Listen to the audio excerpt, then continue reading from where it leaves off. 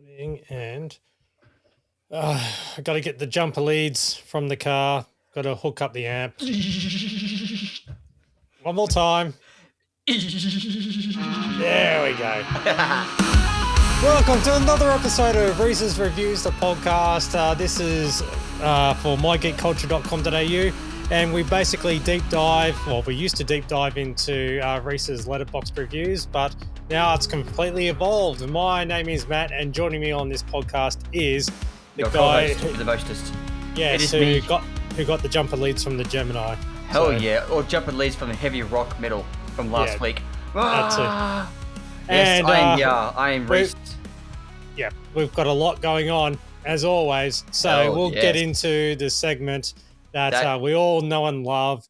And hold on.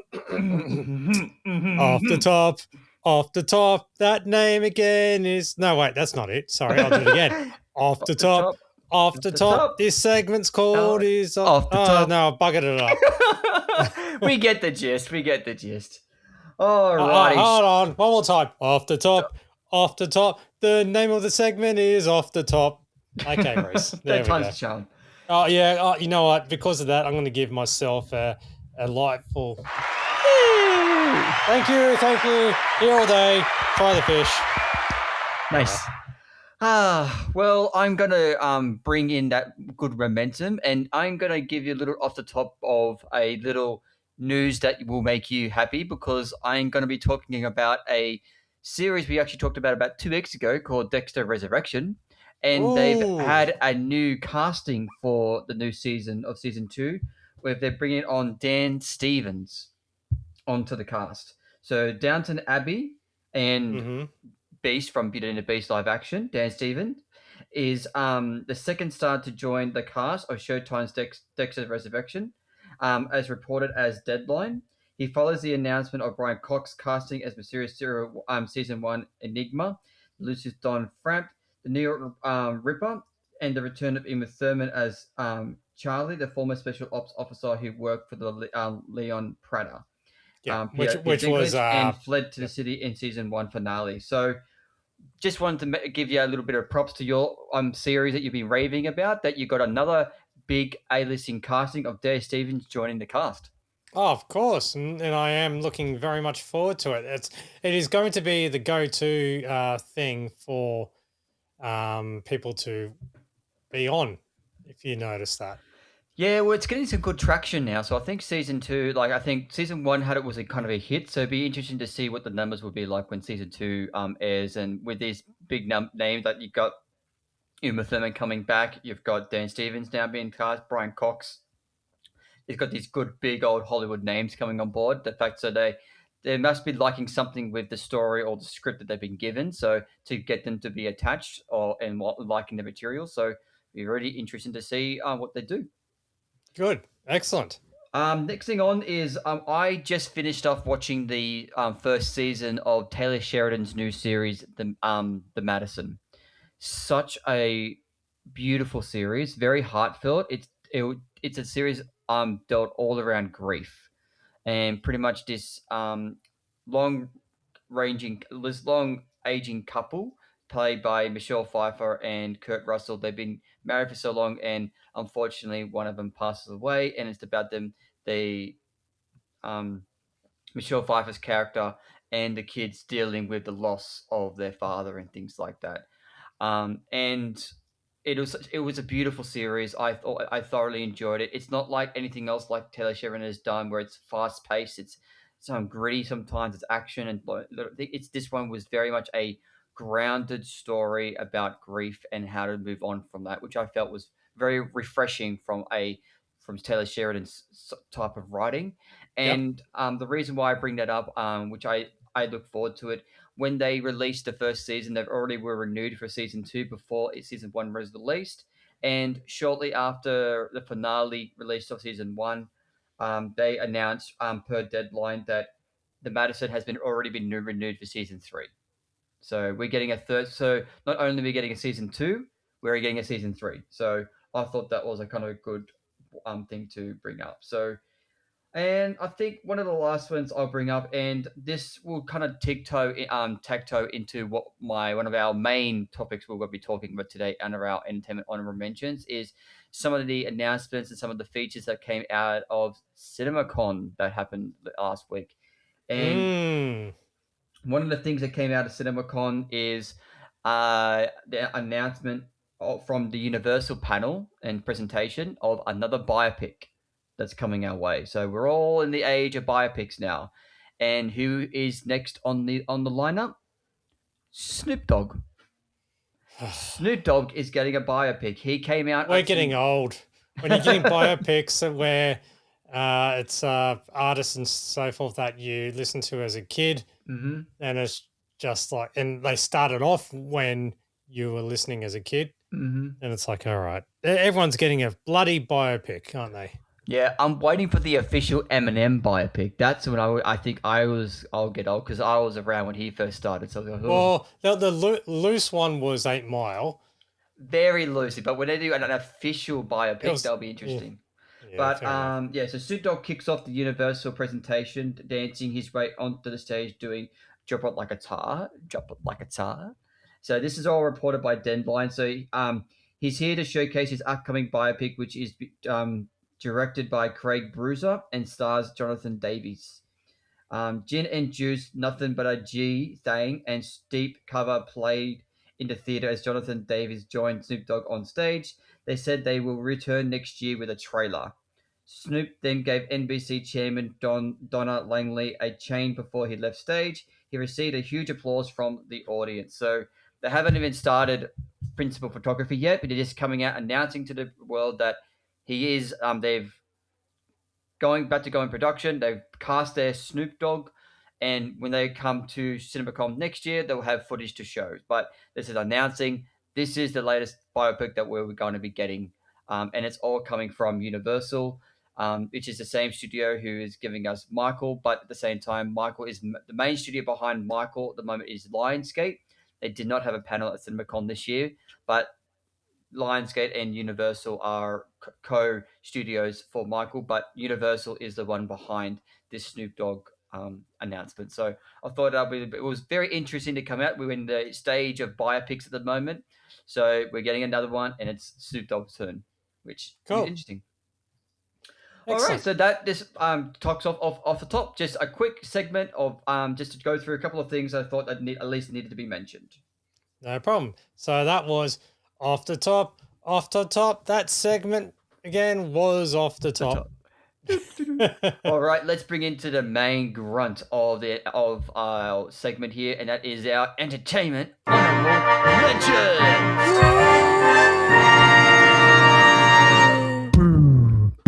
Okay, so I'm gonna probably take majority of this time going through some of the announcements that we got from CinemaCon last weekend. There was quite a few, but before I jump into that, I also want to at least take a couple of minutes on an announcement that was taking that only got announced maybe a couple of days ago, and it's about the latest of live action remakes. We're getting another one, and we're getting one from a film I didn't think would get one because not many people talk about it these days, and I don't know. I remember watching this particular film a few times when I was a kid. A certain character freaked me out when I was very, very young, but I grow to, and then you don't realize until you get a bit older the message behind the film. When you think you're a kid, you're looking at an animated film and you like the characters and the songs maybe and how things are run. But it's not until you have a retrospect of it, you actually realize what the story actually is and the meaning behind it, which is why a lot of animation studios make kid-friendly films because they can make it appealing to a younger audience, but then they can make it a story that can be relatable for an older audience as well. I am talking about a film that is being produced by Amazon MGM Studios. We are getting a live-action Fern Gully. About time. Because the funny thing is, I was listening to one of my favorite radio breakfast show. Well, it's a breakfast show where it's located, but when I listen to it, it's late at night. So it's basically my nighttime show. You're talking It's about the Chicago, yes, yeah, correct. And Chicago they one. were Yeah, actually yeah. talking about it just last night or Nice. yesterday or this morning or whatever Yeah, when I went to bed, and they mentioned 90s uh, animated movies, and yeah. Fern Gully came up.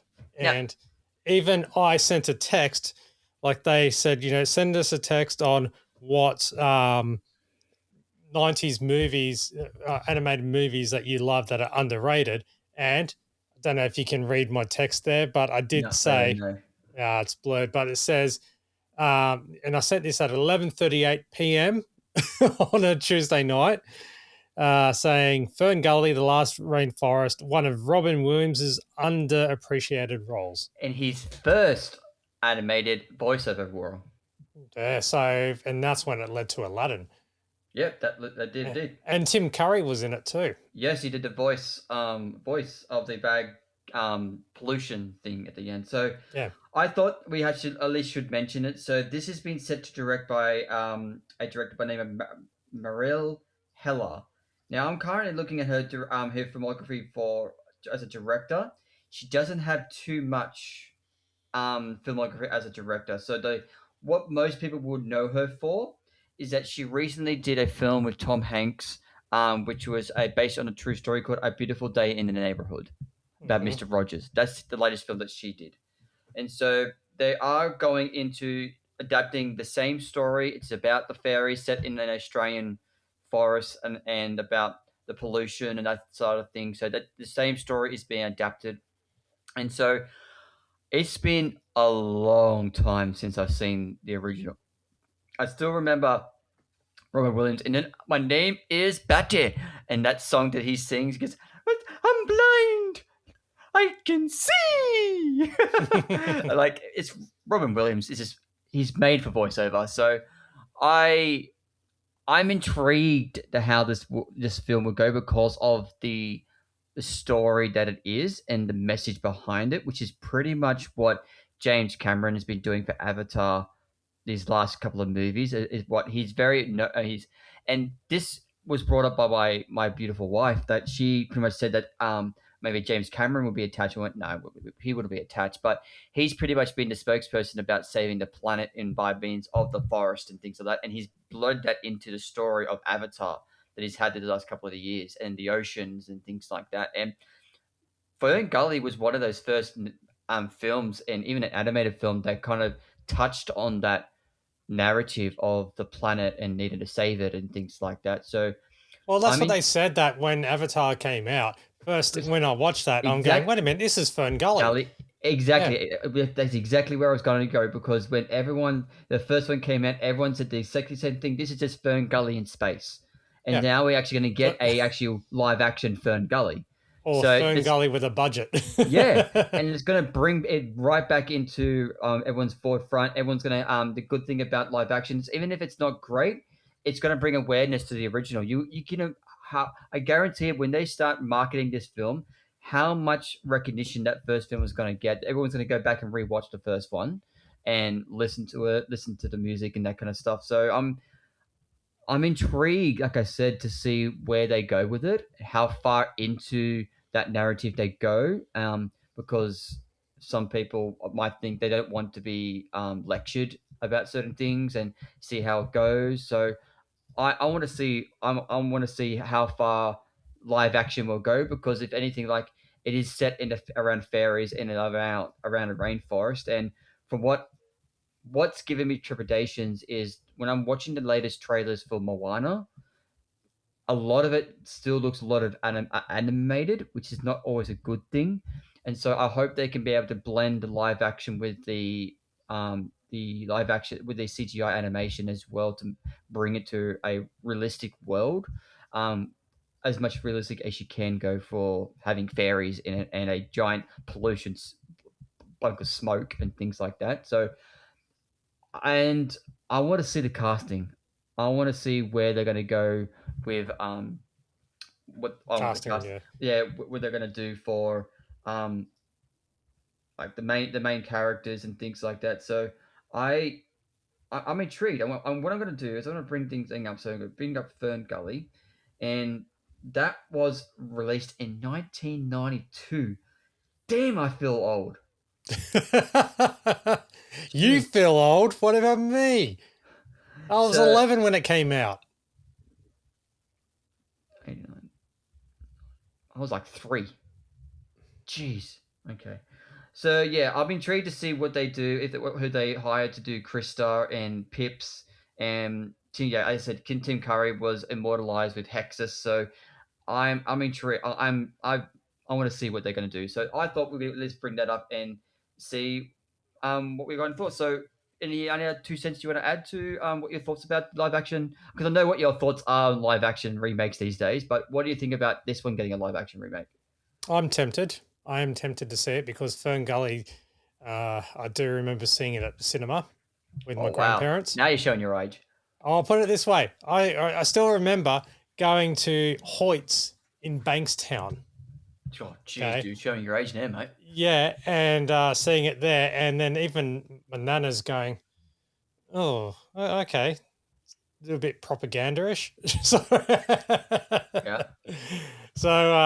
yeah, and I absolutely loved it because I saw a lot of animated movies there, like old school animation, Mm. and yeah, it's I am looking for because there are two movies of Fern Gully. There's Last Yeah, Rainforest and then the Adventure Home or something. Hold on. yeah, but I think it's the first one that gets the major recognition. The second one didn't actually get that Sorry. much.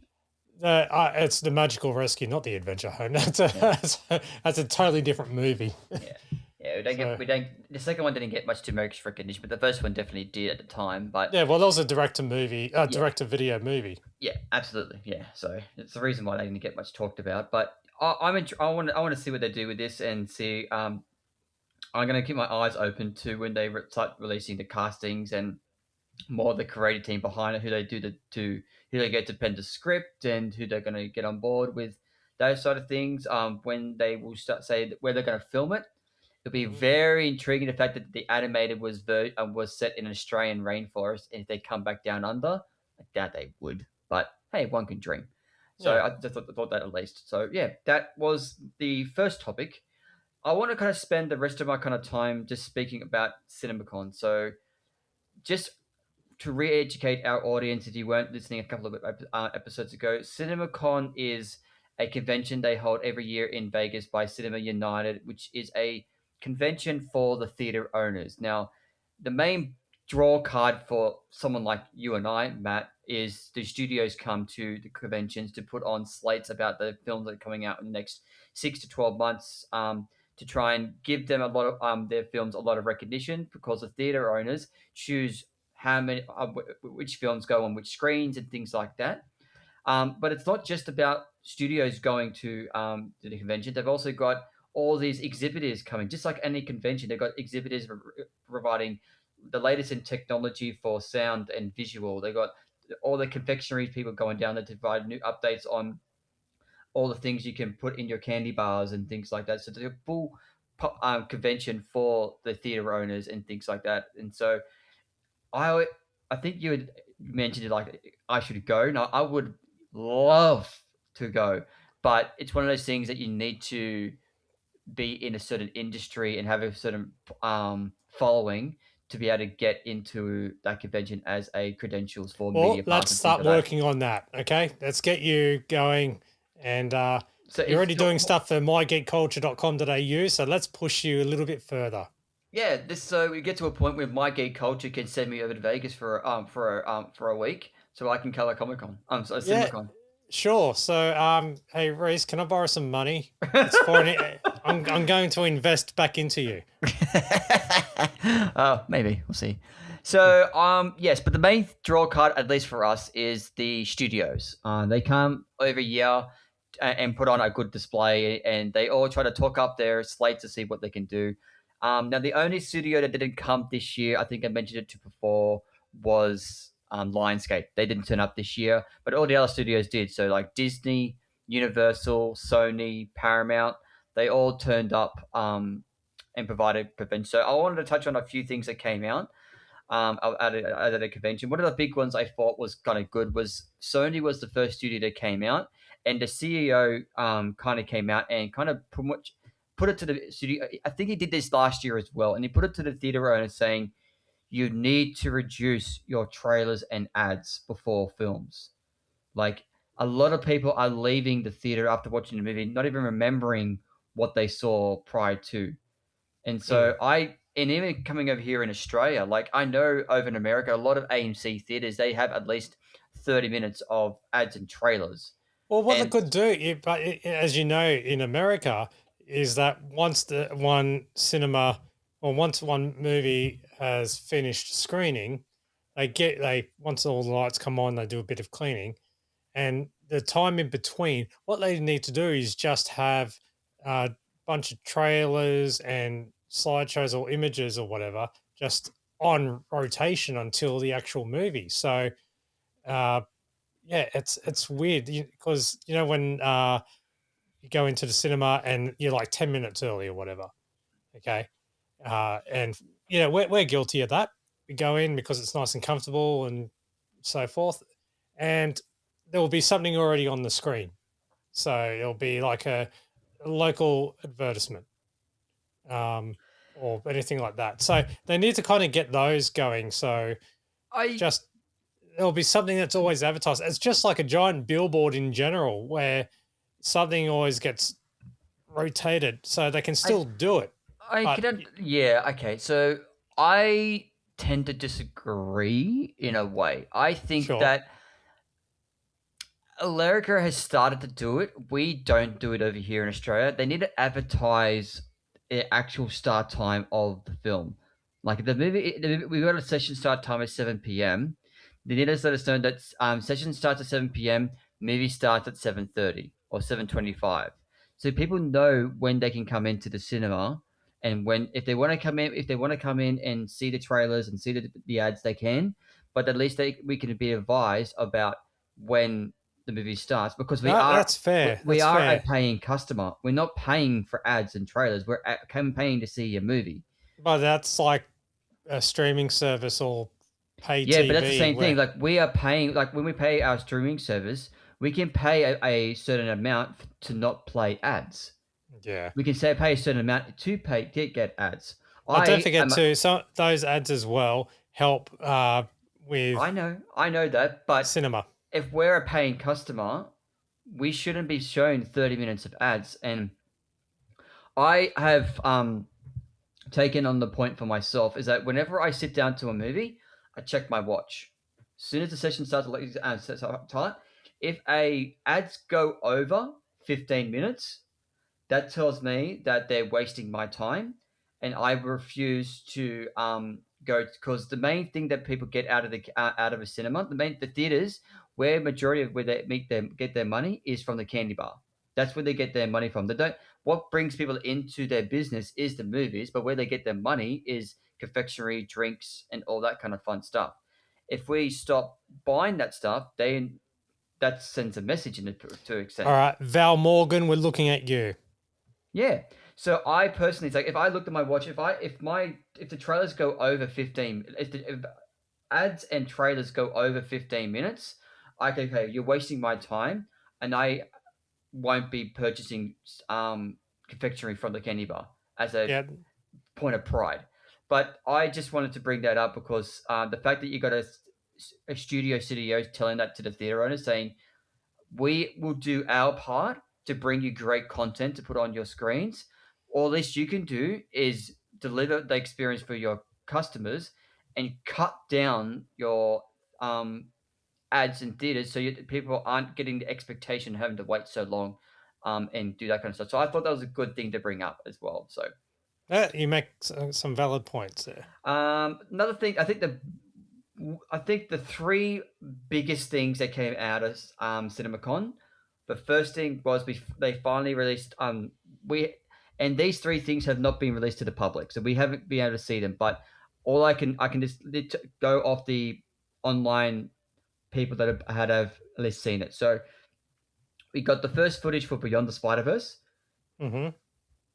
which I cannot wait for, which is looking very very good.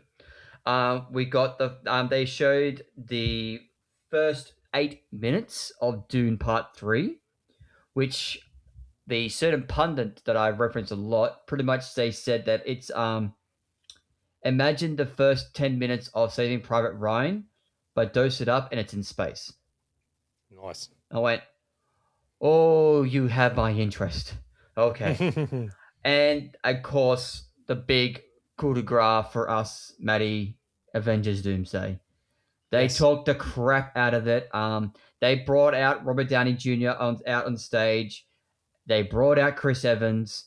They pretty much they reminisced about back in the Civil War days when they're pretending to be fighting as part of the marketing. They redid it again on stage because and with Chris Evans going to Robert Downey. You know that guy. I don't like that guy. I really don't like that guy. Shocker. Yeah, and then you have Kevin and the Russos kind of sitting and go, hey, keep it for the screen, keep it for the screen. And so they pretty much showed them the trailer and they repeated it again. We pretty much got a download of what the trailer showed. Now, some people were expecting after the panel of Disney that they'll release it online, which they didn't.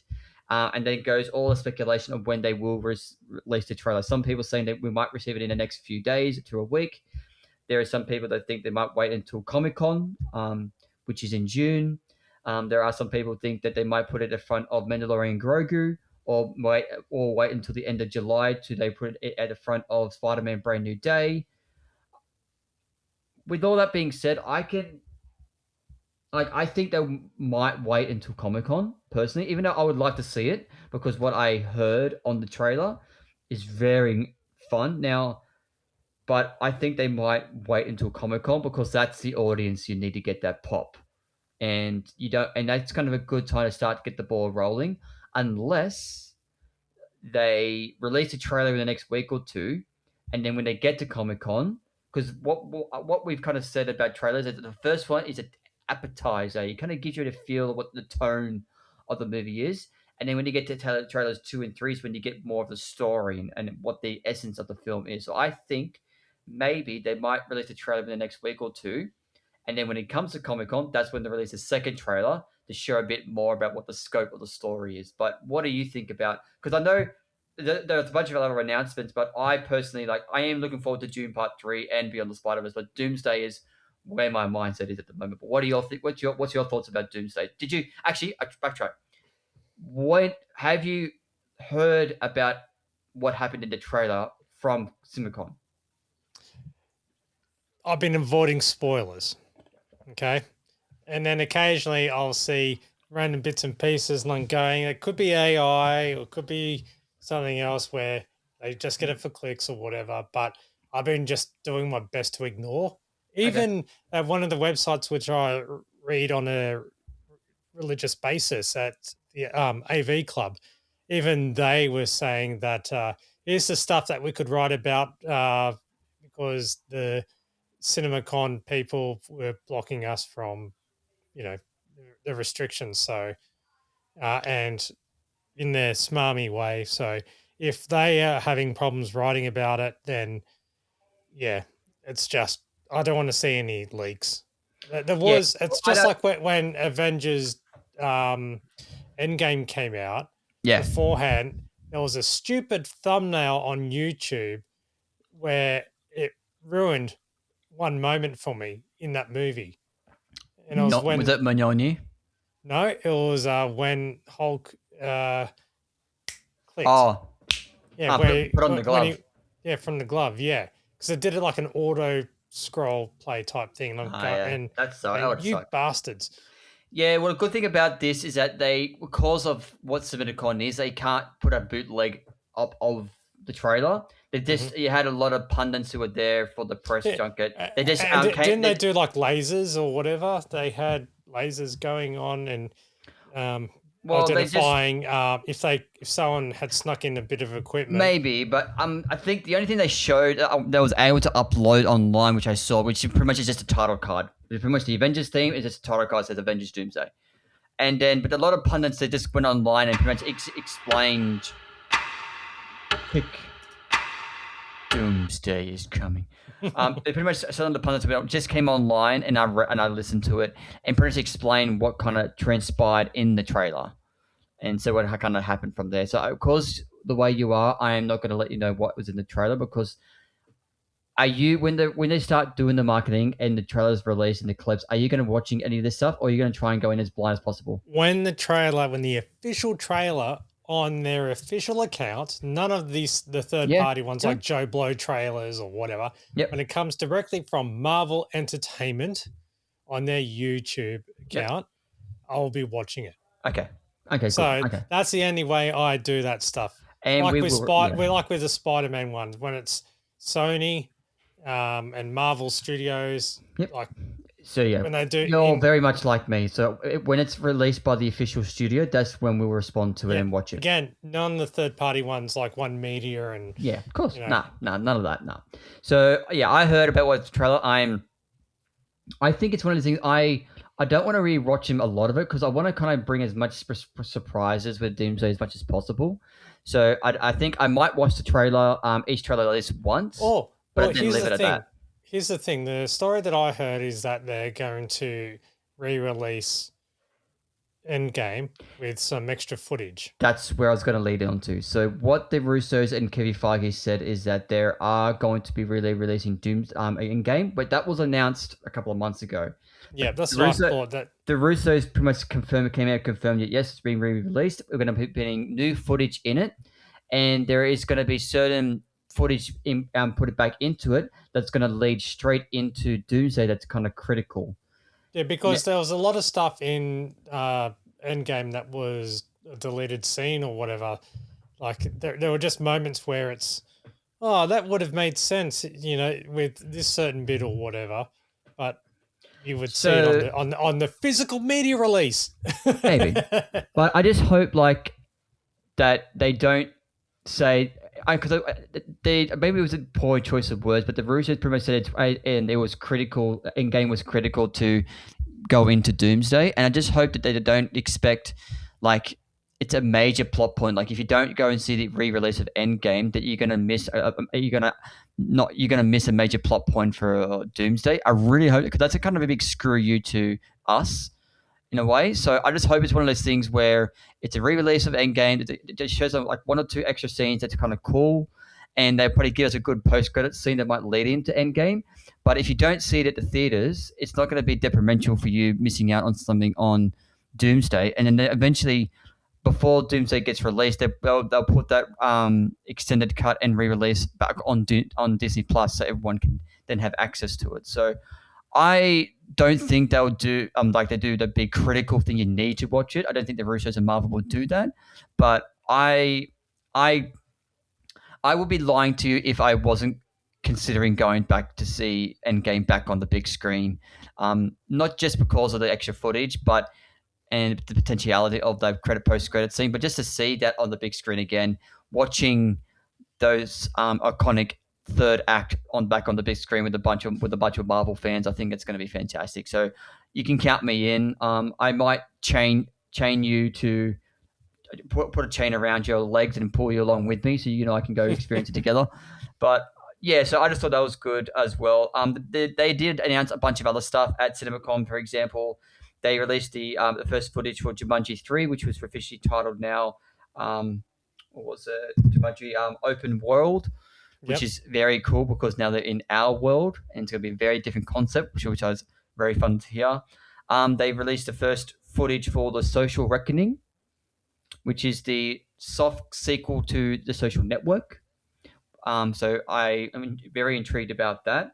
They provided the first official footage for DC's Clayface, which is going down the road of them doing their DC is not like Marvel without saying it. They're saying it where we can do a completely different kind of films, and this film is definitely going to be a MA rated body horror film in the DC universe. So, and from what they said about the footage, oh yeah, they lend into it, and it's gonna be horror, and it's gonna be very different to Superman, very different to Supergirl, very different to Creature Commandos and Peacemaker. It's very different. So, very much intrigued about that. So, and of course, one of your most anticipated films of the year, they showed the first 17 minutes of Mandalorian Grogu, which apparently went over very well. Good. So I was happy to hear that, and it did give me my enthusiasm to be boosted up a tiny bit. The fact that Mandalorian Grogu got a little pop.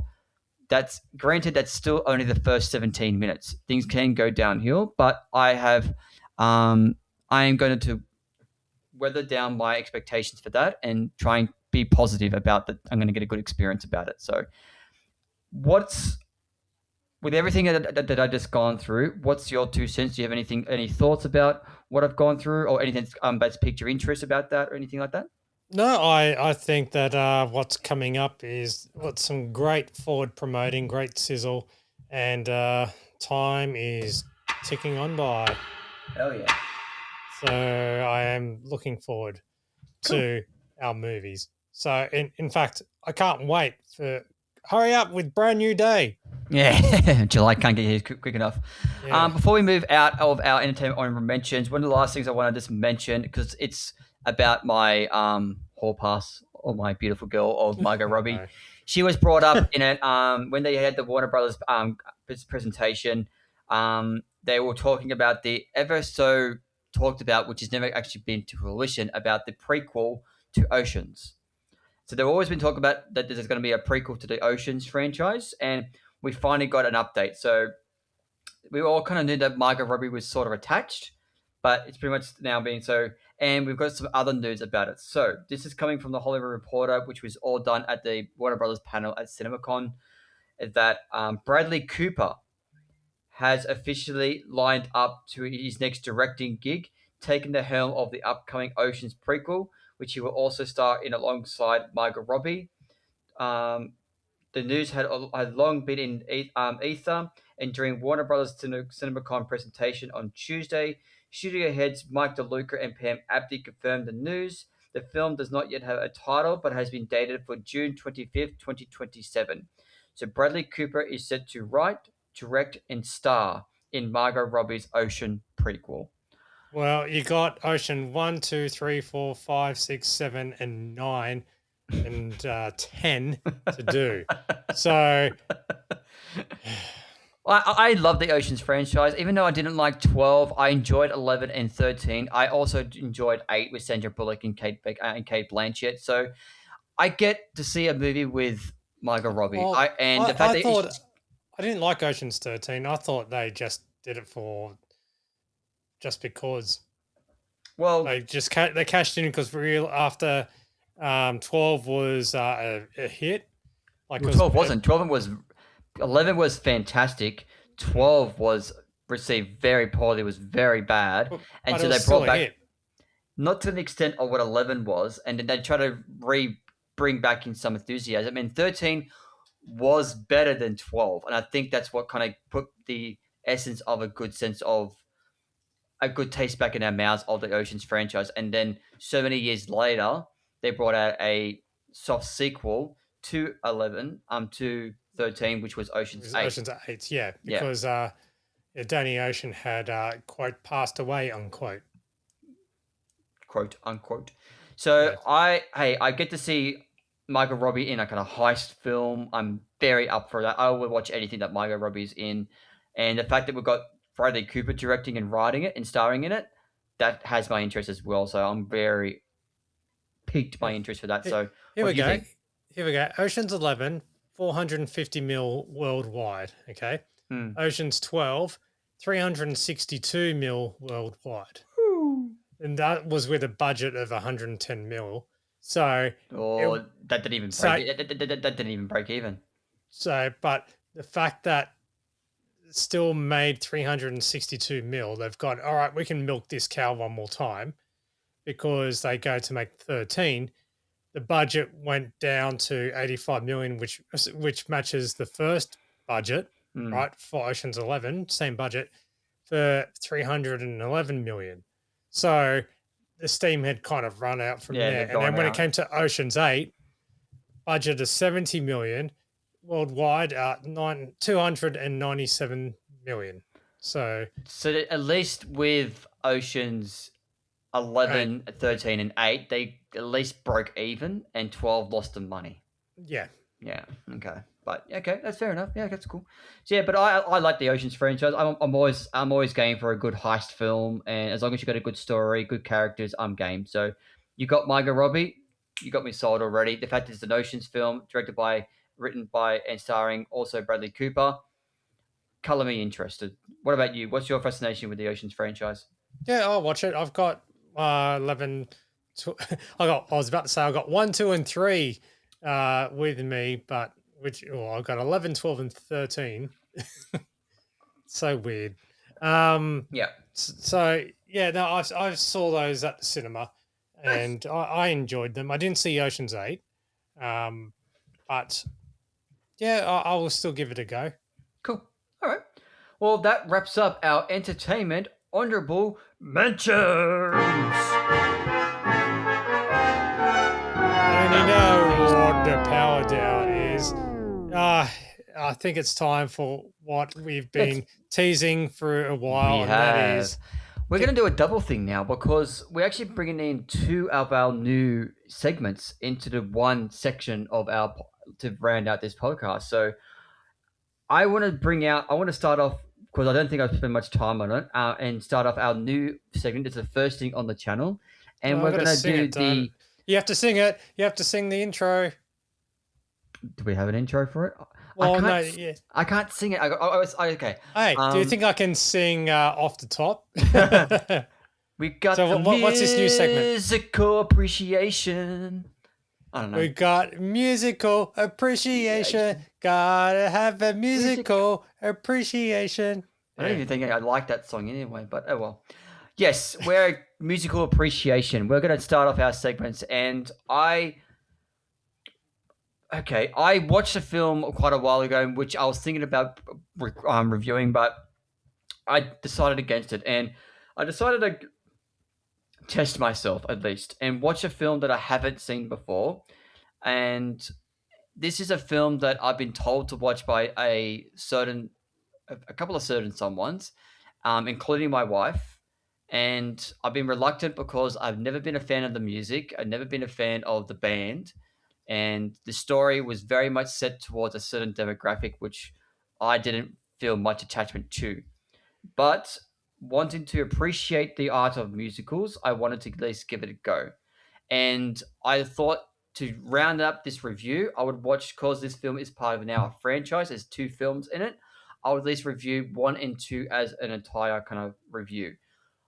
And this is going to sound weird coming out of my mouth, but I'm talking about Mamma Mia and Mamma Mia. Here we go again. So that's the one and two. And I can say that number one, I struggled a bit to get through, and I enjoyed number two a lot more. Number two, I enjoyed the choreography. I enjoyed the story was a lot more stronger and more narrative focused. Um, the dialogue wasn't as cringy and as much as the first one was. The performances weren't so rigid as the first one, as the first one was. And I don't care who you are, and I care. I don't know. It's just been done to death, but if you're going to cast a musical, I don't care if you think it should be based in reality or not everybody can sing. You're making a movie musical. It doesn't matter if you're on stage, on TV, or in a movie. You're doing a musical. Everyone that you hire and cast should be able to act, sing, and dance. Now, I understand maybe you casting Pierce Brosnan might have been good for the role, and his performance in the role was good. But just because someone is good for the part, in that instance, you may have to make sure he can do the well rounded of the role. Pierce Brosnan, all the love that I have from him, he'll always be of a soft spot in my heart because he is my James Bond. Pierce Brosnan is my Bond. He's the one I grew up with, but he can't sing. And that really was hard to watch going through a lot of the points, a lot of that. So I couldn't watch that. And the good thing about it is that in the second movie, he didn't sing. He had like some a cappella point at the beginning, and but he didn't actually sing that much, which was kind of good to see. Um, what else can I say? The Meryl Streep is Meryl Streep. She's the goat. She can't do anything wrong. Um, what else could I what I said? Yeah, so I enjoyed both the films for what they were. Like I said, I can talk a bit more about the sequel because it is a lot more fun. The story is a lot more relatable. It has a lot more emotional ties as you would with the passing of Donna, the mother, um, and things like that. I found the characters a lot more understanding and believable in the second one. The dialogue is still some rich. The cliches I found hard to get over in the second one because it just happenstance things that happen. It's this happened. Oh, just happened. This happened over here, and I went, that's okay. Now you're just being lazy with your writing. Like it's like I can't do it. But it was very noticeable in the first one. The second one, there's a few of them, but it didn't take you out of the film, and I still enjoyed it. And I think I enjoyed the second one more so because I didn't know many of the ABBA songs that they were portraying. I only knew three of them, and I actually don't mind listening to Dancing Queen and the song that's talks about Napoleon. Waterloo. Waterloo. I didn't mind listening to that song either. And Waterloo. yeah, yeah, that's good. That's- And Lily James, she is beautiful in the second movie. Amazing voice. The choreography was, like I said, was actually shot like should be done in a musical. And that ending, the last act of the movie where you bring back in Cher, which I thought was a bit odd when because I remember the marketing they did with this back when it was being released, and Cher was on a bit of that marketing. She's only in the last 20 minutes of the film. So it's like you're marketing Cher, but she's only in the last bit of the movie. So it's like, okay, fair enough. But it's Cher, so it's she's a legend. She can't do it. But I thought it was good the fact that they brought Cher in to be the grandmother, and it was a fun time to be had. So when I finished watching the first one, I went, yeah, that was okay. I don't see what the big hype is about. It's the dialogue's bad, and some of the performances aren't great, and it's very cringy. But I couldn't really get much enjoyment out of it. I still gave it a like on my letterbox, for what it was given. I think I gave it 2.5 stars or 2 stars. But then I think I gave the second one a bit more of a higher rating because the performance was great, the choreography was great, the script wasn't as bad as the first one was, the dialogue was a bit more crisper. I know there was some what's the word I'm looking for?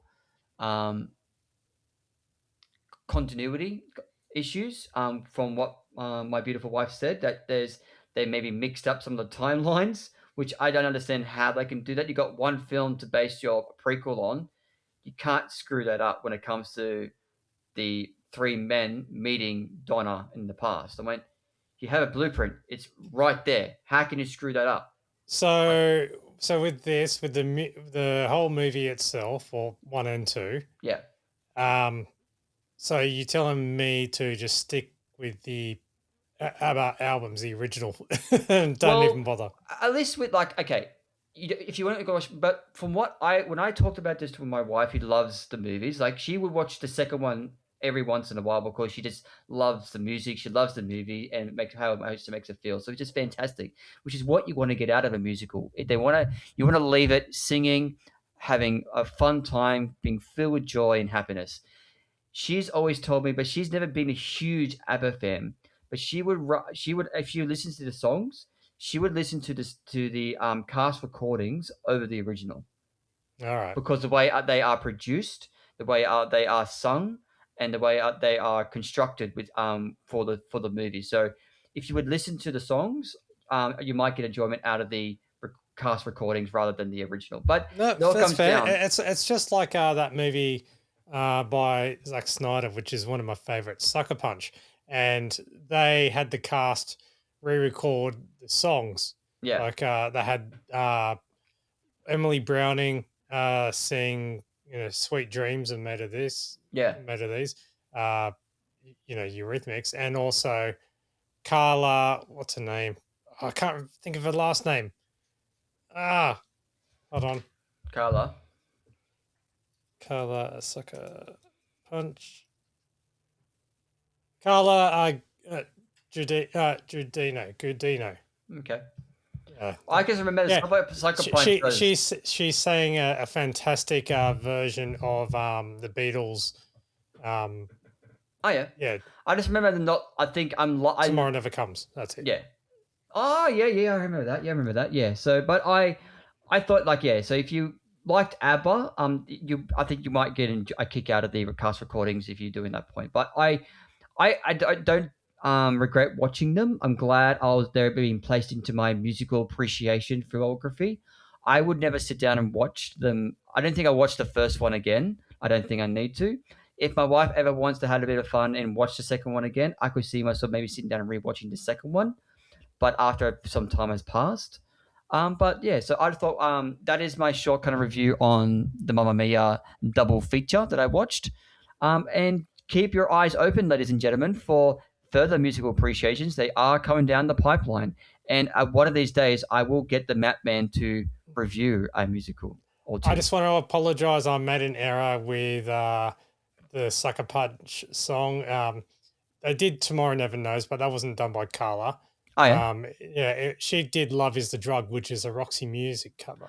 Carla and Oscar Isaac. Yeah, okay. Yeah. I just remember Sucker Punch being like, I love the visuals of the dream world. It's like, is that technically a musical then? Because of the it's not a musical. That's not a musical. No, because it's got the cast singing it. It's not a musical. Oh. It's an action fantasy movie with musical aspects. It's not a musical. Musical where they break into song to tell a narrative story.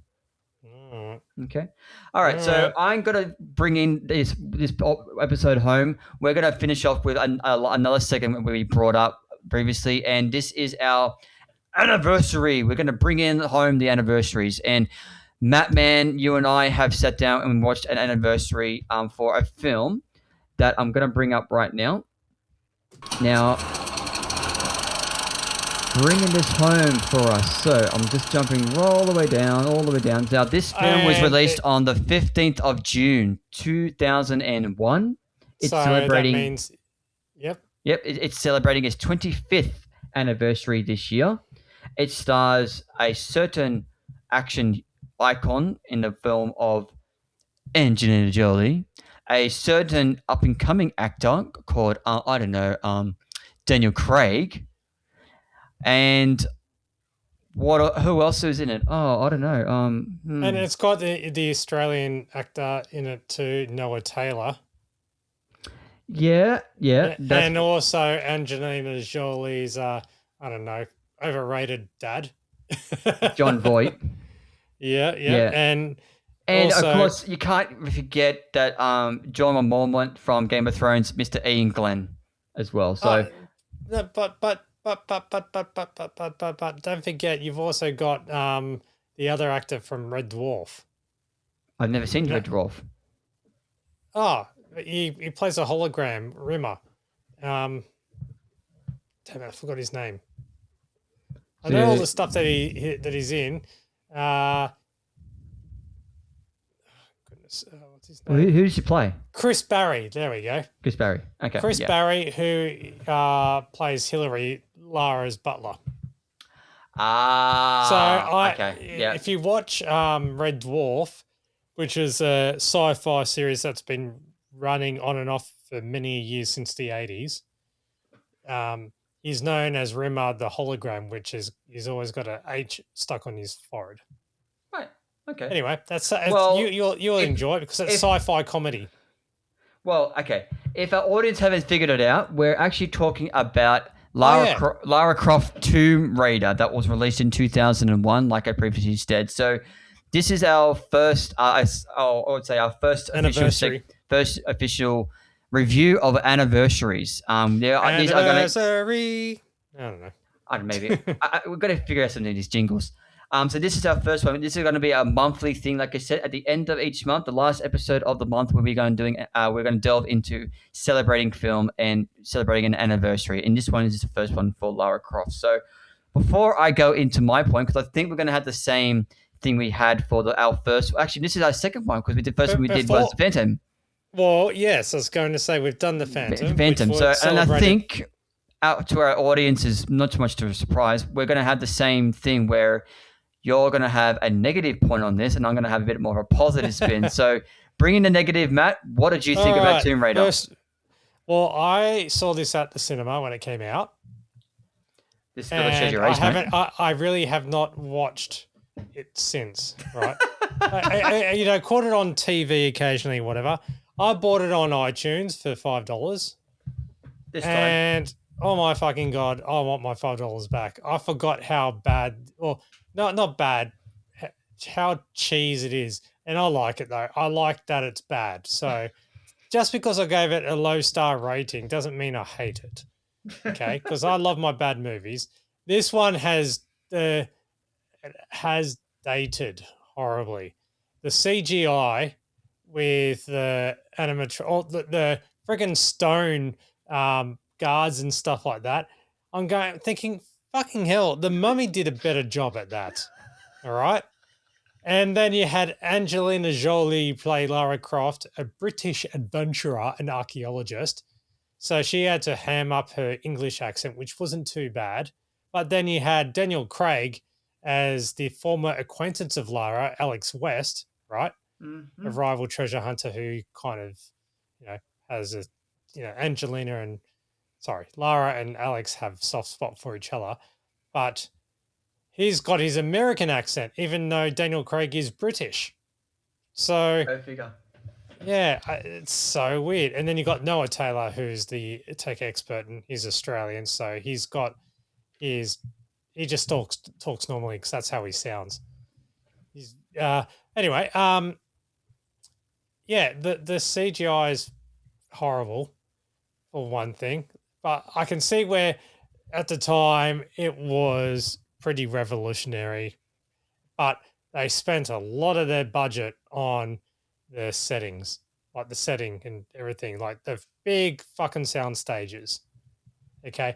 But what I found absolutely appalling, I totally forgot about it and I don't blame myself for it, is just when Lara's dad, Lord Richard Croft, played by John Voight, so I'll call him Lord, or Richard. In fact, I'll just call him Dick.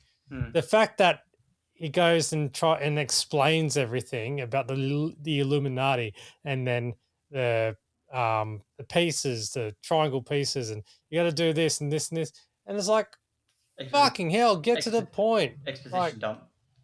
Like it was just completely blah, and it lost me, completely lost me, right? And yeah, sure. If you're a hardcore Lara Croft gamer, it would make sense. But I'm just going, why don't you just spread this out over a bit? It's just so serious.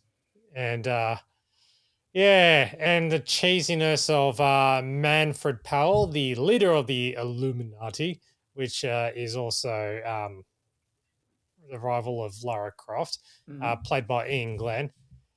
He was a fucking terrible enemy. Like he was just lazy. Like he dialed it in and talking all sinister, but it was just random things. Like it was obviously trying to be all sex appeal and Lara Croft being hot to trot type thing, and even though that the owners of the franchise, the gaming company, E3, I think it is,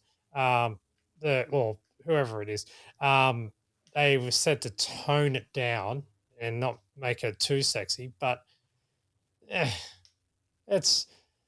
is typical late 90s, early noughties video action genre style shooting. And every single fucking hell, what do you call it? Manfred, hire better henchmen or train them better, because all of them with their machine guns couldn't shoot.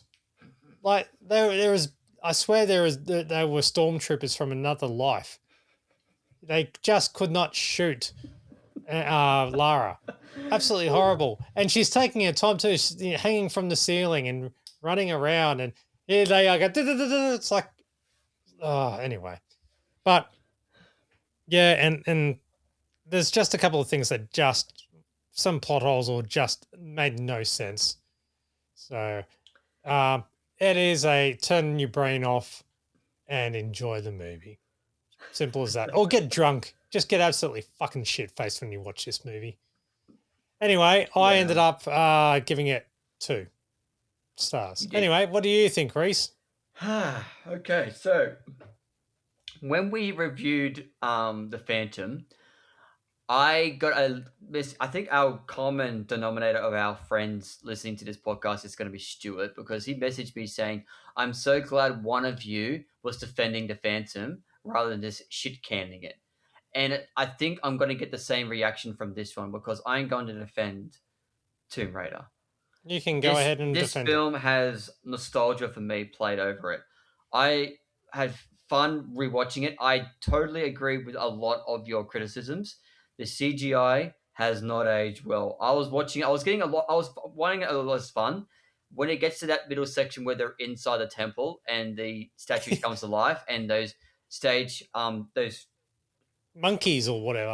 the dog the stone dogs things come to life and I went, Oh, oh my god, that CGI is so bad. And and the what way, about the big giant three-headed freak? yeah, and I was leading to that. Yeah, so pretty much the three-headed statue that comes to life. When it's this that side of things is pretty bad. But that took me out of it. When I got to that point, I went, "Oh, okay, it's that hasn't aged well." And then, but I was able to, once that was passed, and you get back into the kind of the crux of the story. I was able to get back into it. It's very much like you said. It is very stereotypically a film for its time. So it was made in the early 2000s. It's very much a film where it's got the early 2000 action, the stunt pieces are there, how it's shot, the bad CGI for its time. But yes, a lot of the CGI in The Mummy Returns was very similar to that point. Like I personally still think the Scorpion King in Mummy Returns is worse than what this one was in here. But I still like with this one throwing you straight into the action right in the beginning when she's fighting that metal robot, that the robot in the beginning, kind of showing you saying this is Lara Croft and modern Lara Oh, Croft. you just reminded me too. When she received the delivery truck driver, the UPS guy or whatever, Yeah, right? Where the part I rewound it and watched it about 3 or 4 times, right? yeah, Okay, you're gonna watch it next time, and then going, yeah, I agree. All right, as the van pulls up and the driver's front part of it is just out of frame, or like it's been blocked off by the entrance of the house or the mansion. There's no way in hell that that driver could get out so quickly and start walking to the door. So I don't think that driver was actually driving the van and he just waited for his cue to walk into the entrance.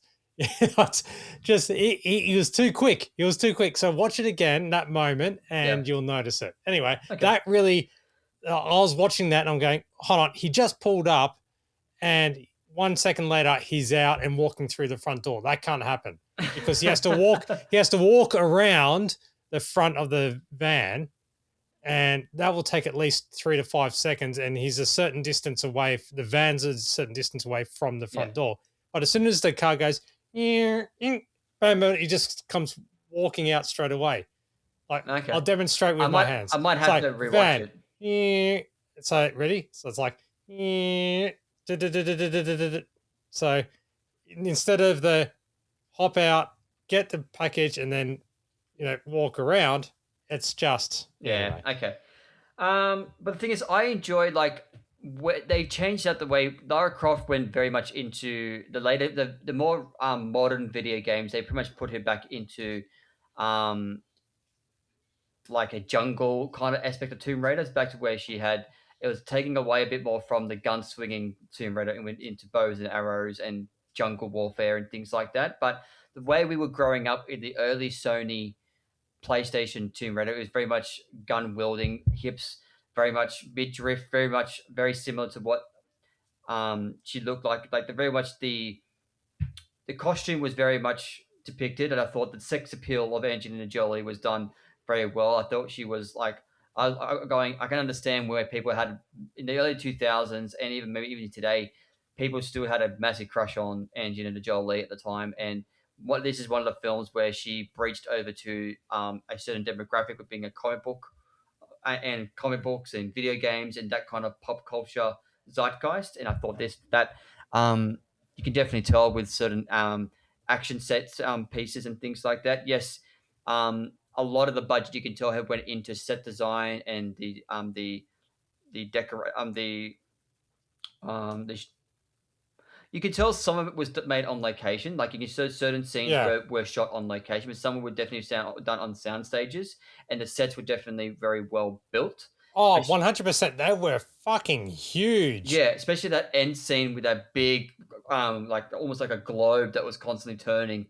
That was a Yeah. huge set. You can tell. So And you know what too? When they had that stuff, right, like to get this, to do that and so forth, and I'm going, bloody hell, the people who, if this was real type thing, the people who built these mechanisms were mm, just so advanced in aliens, their tech. aliens. Yeah. Yeah. So the fact that they'll be able to twist e- the Enough, comic right? book nature of the film, but then bringing a fantasy element with time and things like that. I think it wasn't like, even though it was far fetched to accept because you're in a genre or a video game, it wasn't. I wouldn't think. I didn't think they didn't breach their own reality to an extent because you definitely felt you're based in a sort of reality of mundane of today's society, but you didn't like even though time travel is was a part of it. It wasn't like it was the main like it was the end part of it, but it wasn't so feed and through it very heavily that it took you out of the story. And I think even though I thought you said you didn't enjoy the exposition done by Voight, I thought that at least that 5 minute scene explaining it wasn't too bad and But how that's stupid. The fact that it took 5 minutes to explain the plot really on why she's doing this. Why couldn't they just kept it more simple? Like the fact that they had to go through the clock, right? Or yeah. the mechanism to the clock and then discovered the whole thing where they need the other piece of the triangle and so forth like that. That's just why bother with the clock? Just go straight to the triangle bit, or have a chunk of the triangle and work it out from there. Like it was just Yeah. some parts, and all, and then the key for the of the clock to activate. Yeah. Anyway, so it just like there was just so too many unnecessary steps.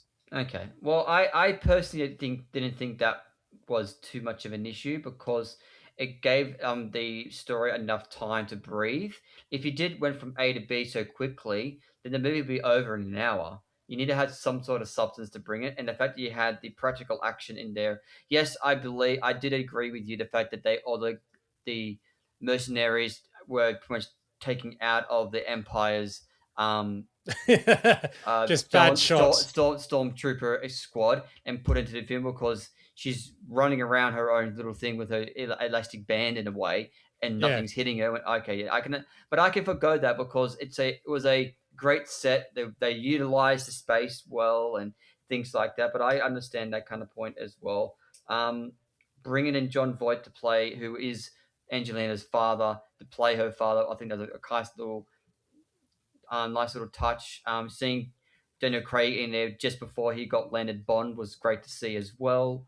And I just thought like the journey that we were on it was fun and it had an emotional tie which we could all relate to with losing a parent and them putting their work and their what they believe in before pretty much he believing that he needed to the fate of the world was more important. He had to go away and leaving a loved one behind and losing that loved one and them growing up in a different way that it wanted to. I thought that was very heartfelt and emotional, and I connected to that, especially that end scene where she goes into the triangle and as part of the time, and she has that one on one with her father. I think everyone can relate to that scene. I felt that scene, watching that scene was very heartfelt to watch, and Hmm. so yes, the CGI was bad a lot of the times, and Some of the practical action was great, but then you don't believe it because no one could hit anything. But I still had a fun time watching it. Would I sit down and rewatch it anytime soon? No. But I'm kind of glad I rewatched it because it's been a long time since I rewatched it.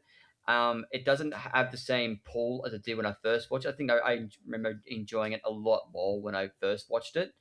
So that went down a little bit, but I still had a fun time watching it. And Angelina Jolie, one of the roles that she's kind of known for, besides Mr. and Mrs. Smith, is Lara Croft. And I can understand why. Like she did the role part well. I'm actually intrigued to go back and watch the second one now that has a very young Gerard Butler in it, and see what that if I have a different appreciation for that one as well now too. So I thought it was good overall. I had some fun with it. Wouldn't revisit it again anytime soon, but I still gave it 3 stars on my Letterboxd. And happy 25th anniversary to Tomb Raider. Excellent. Thank you very much. Bring it down. Super Saiyan. All right. Well, that brings us to the end of this episode of Reese's Reviews. Thank you for sticking with us for such a whole long time. That's a big episode, man. Big episode. It is. Yeah, I'm still fired up over Tomb Raider. We need to do this more often then. Oh, yeah. Get you fired up, mate. Fire it up. Yeah, Flame on! Yes. Oh, gosh, no. No, fire. Oh, I can't even do the English accent. Flame on. Yeah. Fire up. Anyway, so thank you for joining, listening, and stay subscribed to the podcast. And yeah, feel free to send us like your thoughts to info@mygeekculture.com.au. Other than that, thank you very much, Reece, for coming back to fill in the gap of the show. I just want to wish everyone a great rest of the week, great evening, whenever you are listening to this podcast. We appreciate your listening in. And if you have any suggestions, any updates you want them to do, give us to future episodes, please let us know. All the very best. Keep being positive, keep being well. And as always, my friends and family, may the force be with you. This has been a Reese's Review podcast for mygeekculture.com.au, produced by Matt Fulton Productions, mattfulton.com.au. And may the Flame on!